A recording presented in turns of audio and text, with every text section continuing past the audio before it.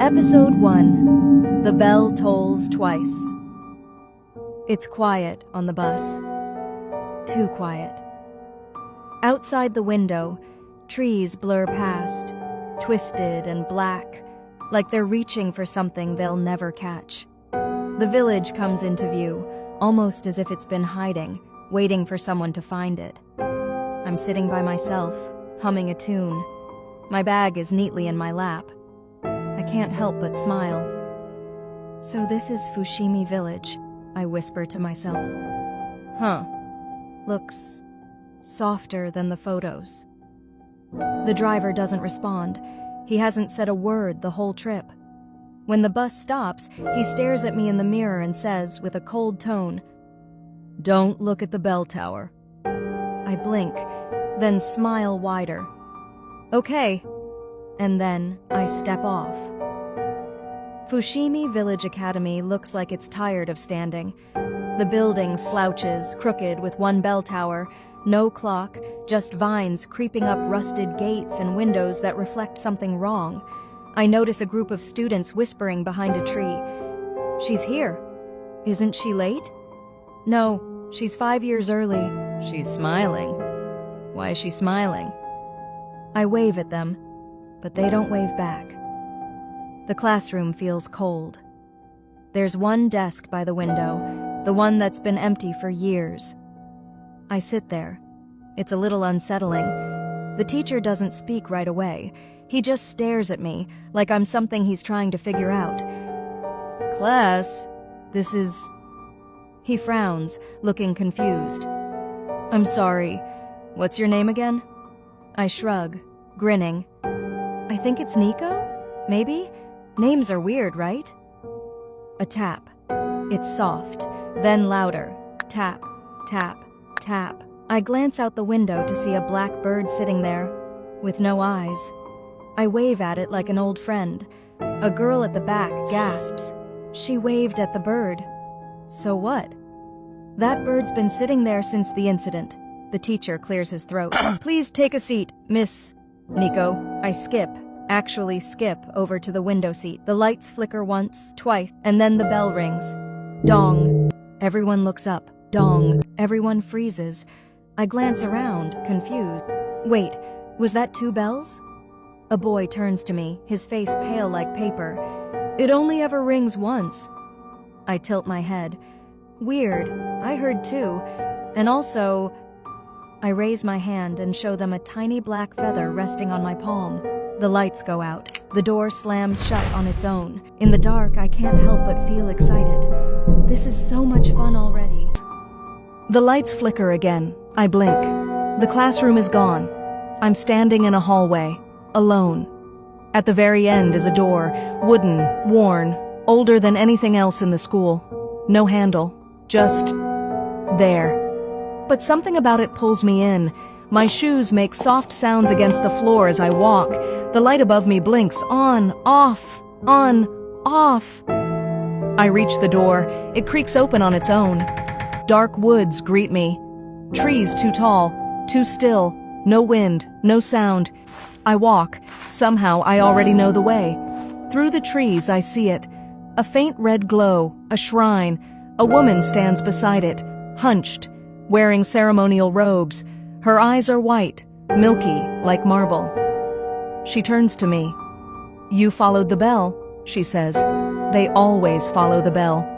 I tilt my head, still smiling, but quieter now. Is this still school?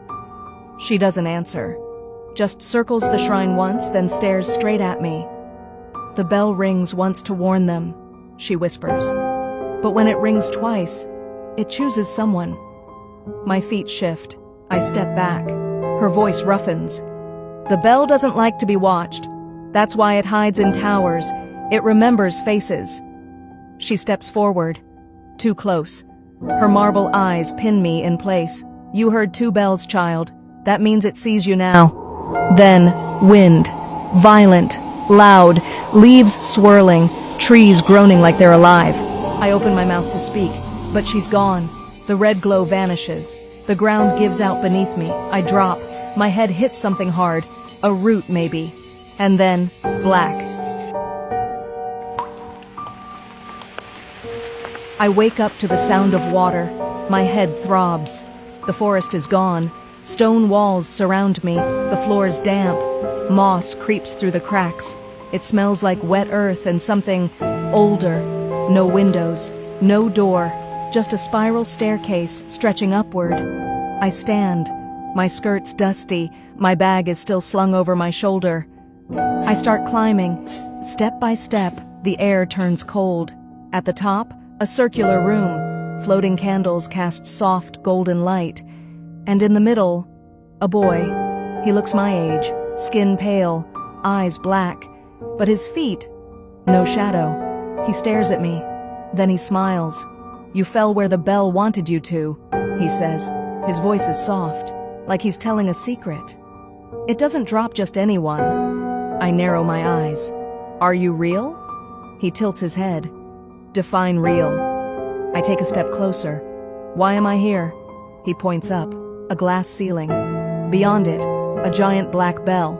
It hangs upside down, perfectly still.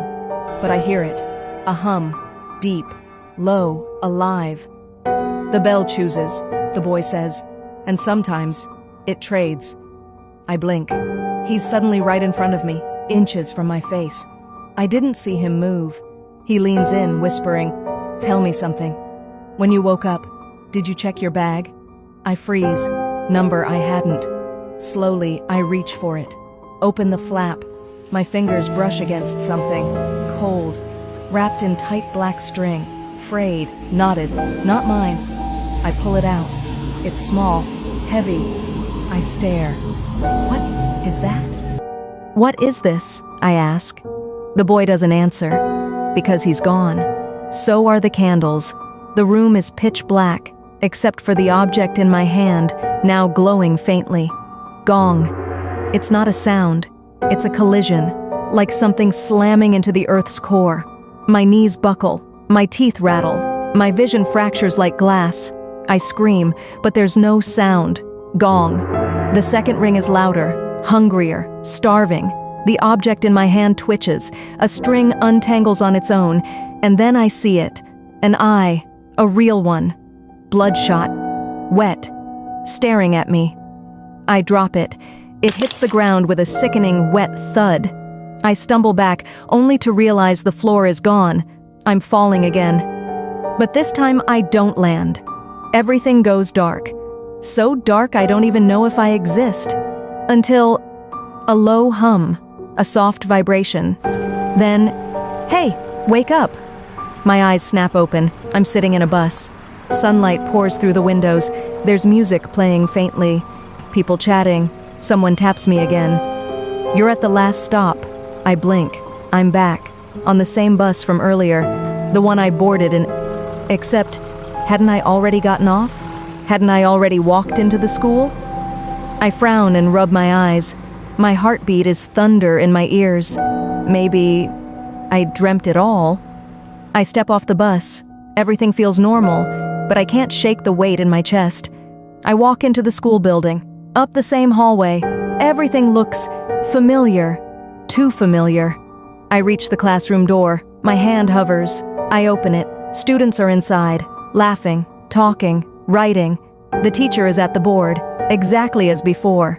Same light buzzing from above. I take a seat. My seat. I glance around. No candles. No boy. No bell. Just life. Ordinary life. I reach for my bag. Nothing inside. I start to breathe easier, until I hear it. Gong. The sound doesn't come from outside. It comes from inside my head. I jolt, but no one else reacts. My breathing stutters. I look up and see it. A bird. Sitting on the windowsill outside, a black bird. The exact one from my dream. It tilts its head, looks directly at me. Stares. I freeze. My pen slips and clatters to the floor. A chill crawls down my spine. Was it a dream or a warning? My eyes flick to the wall clock. It's ticking, then slowing. Then, it ticks backwards, and then stops. The classroom light flickers. I look down and see it in my bag. The object, wrapped in string, exactly as before. My fingers tremble as I whisper, "Was I dreaming? Or am I still dreaming? The bell rings for real this time, but not the school bell. Gong. And then everything goes dark. Again.